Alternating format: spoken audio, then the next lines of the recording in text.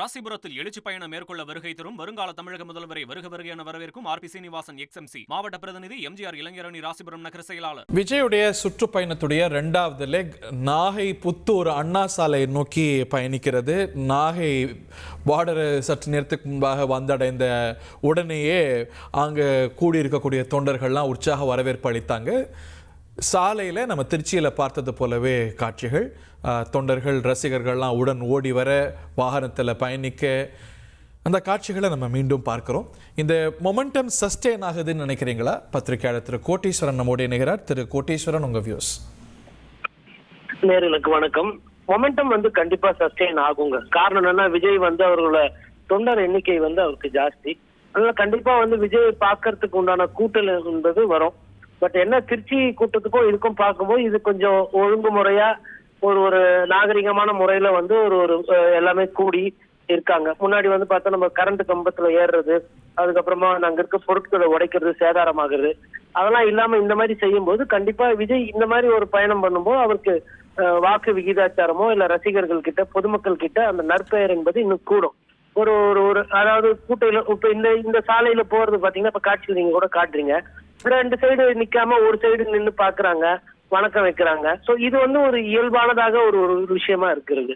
அப்போ இன்னும் அதிகமான இடத்துக்கு போலாம், நிறைய நேரம் மிச்சமாவும், அதிகப்படியான மக்களை சந்திக்கலாம்.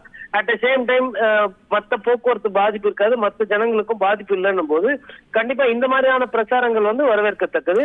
கோர்ட்டுமே இந்த பிரச்சாரத்தை எல்லாம் இப்ப மானிட்டர் பண்ணிக்கிட்டு இருக்கு. இந்த ரோட் ஷோ எல்லாம் தேவையில்லை. நீங்க ரோட் ஷோன்றதை விட இந்த மாதிரி ஒரு இடத்துல போயிட்டு நீங்க பிரச்சாரம் பண்ணுங்க, அது மக்களுக்கு பாதிப்பு இருக்காதுன்றது காவல்துறை ஒரு 25 கண்டிஷன்ஸ் கொடுத்திருக்காங்க போல, நாகப்பட்டினத்துக்கும் திருவாரூருக்கும்.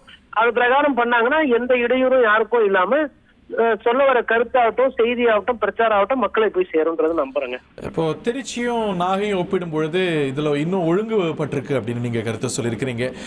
மாற்று விமர்சனம் என்னன்னா, ஒவ்வொரு வாரமும் போய் ஒரு மாவட்டத்தை ஸ்தம்பிக்க வைப்பதா, அங்க இயல்பு வாழ்க்கையை முடக்குவதா அப்படிங்கிற விமர்சனமும் வரத பாக்குறோமே.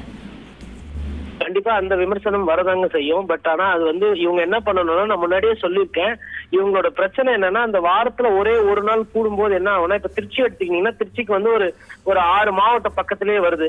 அப்ப விஜய் அவர்களை பாக்குறதுக்கு அங்க இருந்து வருவாங்க. இப்ப நாகப்பட்டினம் எடுத்தவங்கன்னா உங்களுக்கு பக்கத்துல மயிலாடுதுறை இருக்கு, திருவாரூர் இருக்கு, ஓரளவுக்கு தஞ்சாவூரும் பக்கம்.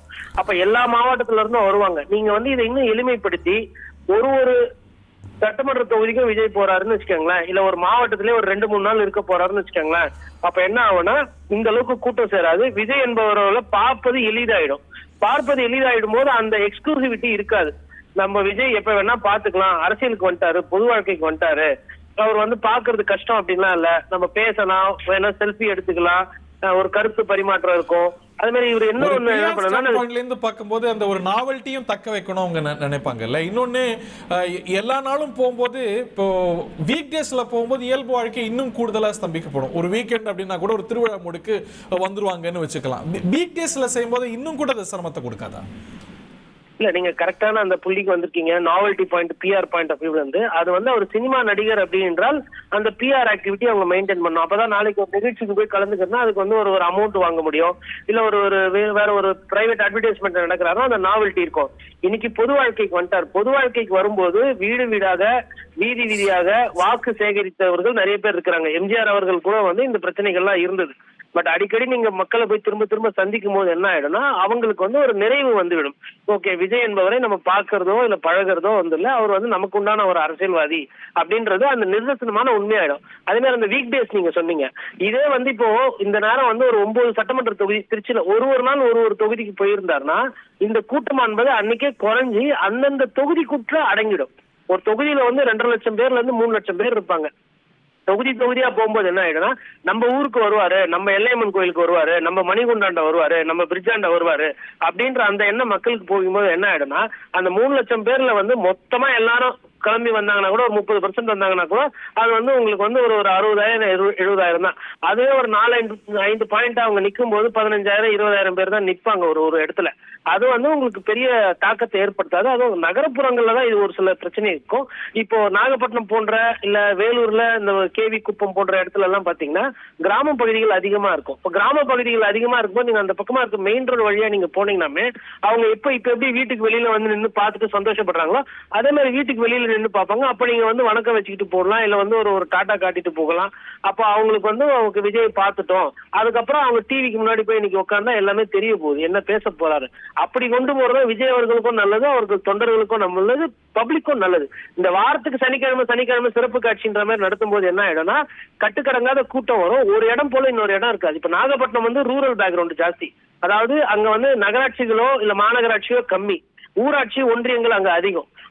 அதனால வந்து அங்க போக்குவரத்து பெரிய இடையூறு ஆகாது. இதே நாளைக்கு கோயம்புத்தூர்ல பண்றீங்க இல்ல சென்னையில பண்றீங்க அப்படின்னா இந்த மாவட்டத்துக்கு ஒரு நாள் தான் இல்ல மாவட்டத்துக்கு சனிக்கிழமை ஒன்று தான் அப்படின்னு நீங்க பிரிக்கும் போது என்னன்னா கட்டுக்கடங்காத கூட்டம் வந்து இந்த வாகனமும் சிக்கிக்கொள்ளும், விஜய் அவர்களால போக முடியாது. பாணி இருக்குல்ல, இப்ப நீங்க திரு எடப்பாடி பழனிசாமி அவர்கள்லாம் இன்னைக்கு ஊர்தோறும் போறார், திரு உதயநிதி போறாருங்கிறதெல்லாம் நம்ம பார்க்கிறோம். பட் ஆனா செல்வி ஜெயலலிதா இருக்கும்போது அவங்க என்ன பண்ணுவாங்க, ஒவ்வொரு பெரிய நகரங்களுக்கு மட்டும் அதுவும் ஒரு குறிப்பிட்ட இடைவெளியில போயிட்டு இருந்தாங்க. கோயம்புத்தூர் போனாங்க, திருச்சி போனாங்க, மதுரை போனாங்க அப்படின்னு.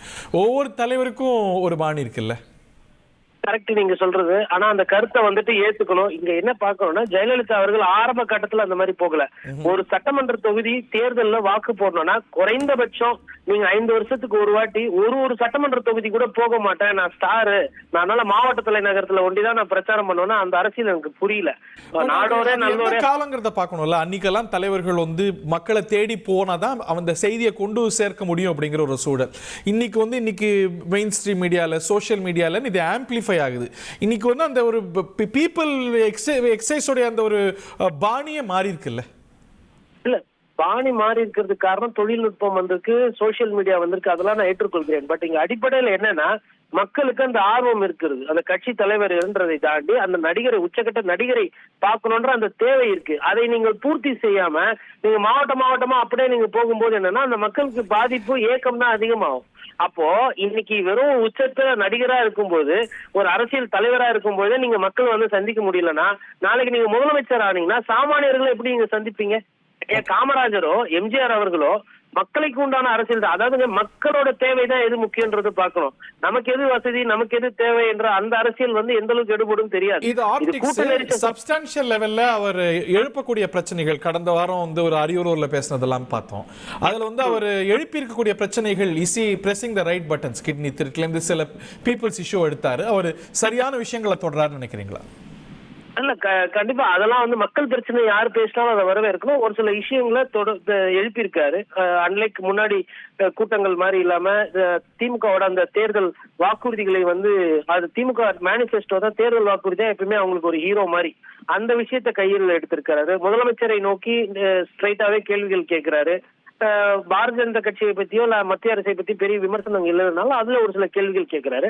என்னன்னா அந்த திட்டங்களை வந்து இன்னும் கொஞ்சம் மேலோட்டா பேசாம இன்னும் அதுக்கு அரசியல் அதுக்குள்ள என்ன பிரச்சனை இருக்கு, எவ்வளவு பேர் மக்கள் பாதிக்கிறாங்கன்னு இன்னும் கொஞ்சம் டீடைல்ஸ் கொடுத்தாங்கன்னா அது அவங்க கட்சியில இருக்கக்கூடிய 2ஆம் கட்ட தலைவர்கள் அவர்கள் கட்சியில் இருக்க தொண்டர்களை வந்து ஒரு அவேர்னஸ், அதாவது அவங்களுக்கு வந்து விவரம் அறிதல் அதிகமாக இருக்கும். அப்போ விவரம் அறிதல் அவர்களுக்கு அதிகமாக கிடைக்கும் போது அவர்கள் போய் வீடு வீடா வாக்கு சேகரிக்கும் போது அவங்களுக்கு ஒரு வசதியாக இருக்கும். நன்றி திரு கோட்டீஸ்வரன். ராசிபுரத்தில் எழுச்சி பயணம் மேற்கொள்ள வருகை தரும் வருங்கால தமிழக முதல்வரை வருக என வரவேற்கும் ஆர்பி சீனிவாசன் XMC மாவட்ட பிரதிநிதி MGR இளைஞரணி ராசிபுரம் நகர செயலாளர்.